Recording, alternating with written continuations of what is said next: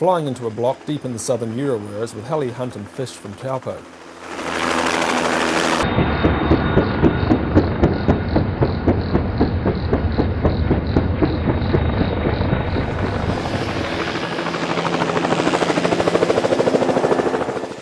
Our supplies are being ferried further up creek to be dropped onto the other side of the flood-swollen stream.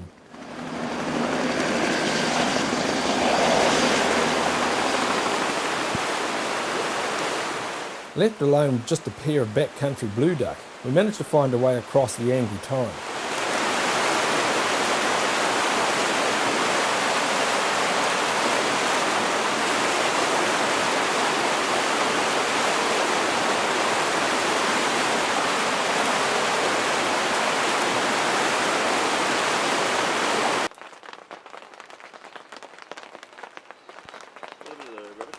It wasn't long before camp was set up and boredom set in.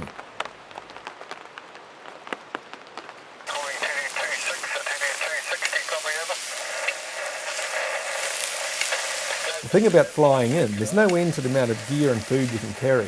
We eat better out here than we do at home. Nice whiskey to go with the steak.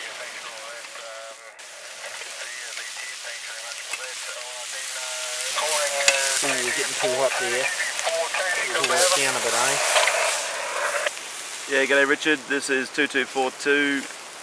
We just missed the first part of the weather, the short range forecast, but we have no messages. Over.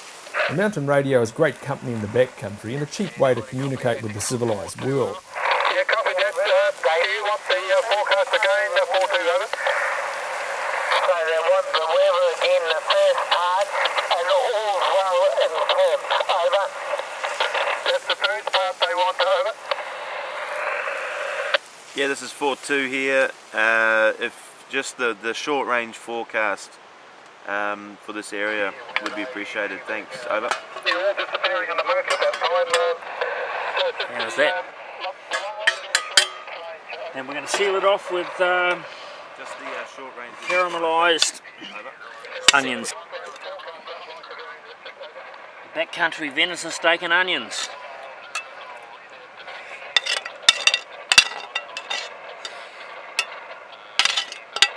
Oh man, that's a bit above the tension, isn't it?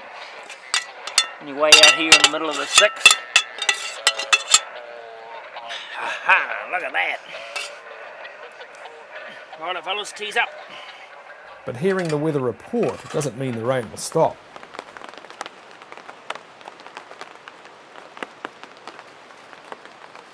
More waiting and desperately seeking patches of blue sky leads to the consumption of more food. Turn on basil. Good stuff. This one? Your turn, eh?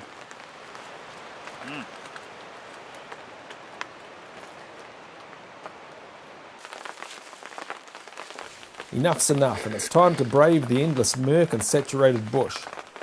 The amount of food we've eaten is enough to scare the skinniest of mortals. But this following encounter really made us jump. This stag smelt us. Dealing with the wind is your biggest adversary when hunting in the bush. We climbed high, and after about an hour of drips and bush bashing, we made it to the top of the ridge.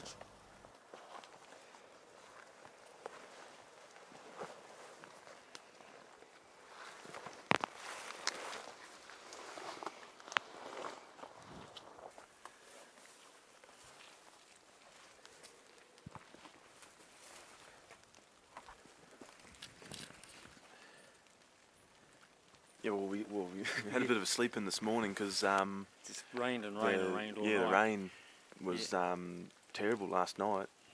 So we had a bit of a sleep in, got away by sort of 9 o'clock or something, wasn't it? Yep. Come up the ridge right up on top here. Yeah. And Still very miserable conditions. yeah, though. it's It's horrible, yeah. yeah, horrible, And we were but, soaked through. Oh, it's, But, it's, at least it's not blowing, or not yeah. blowing strong wind. So But so we haven't heard many roars. We heard one before, and he sort of smelt us, didn't he? And then we're actually just going to turn around here and give a few roars, and then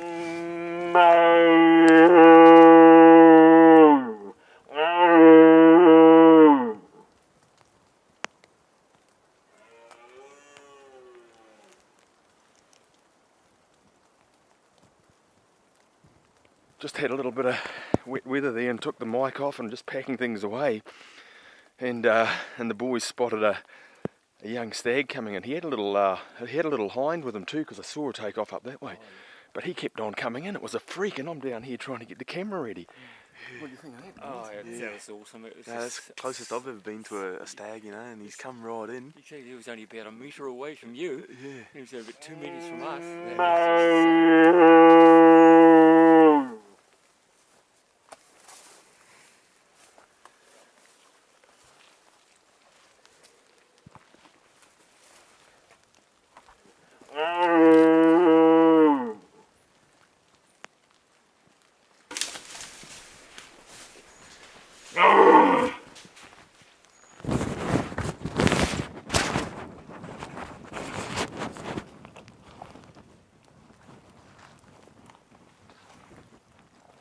What a neat little stag, though, isn't he? Eh? Oh yeah, beautiful animal. He's feeling the weather the same as what we are.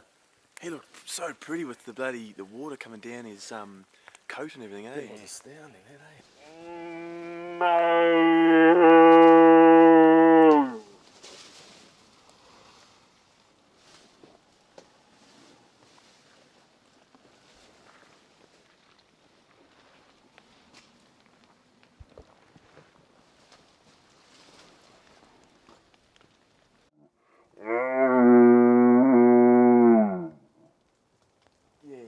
And he was quite oblivious to you until he actually got to here. He didn't even... I've been close to stags, eh? But that's one of the closest, and I wanted to see what he did. He just stopped there. Yeah, he stopped there and looked at you. And I think he might have actually seen me move my hand, because I was just right behind you. No, he crossed our scent. We just walked here, see, that's why he took off so Okay, hard. yeah. Awesome. Which Lucky one you got down? the camera out. But you just said, oh, I don't think we're going to see anything, boys. We'll put it away. Always the way, isn't it?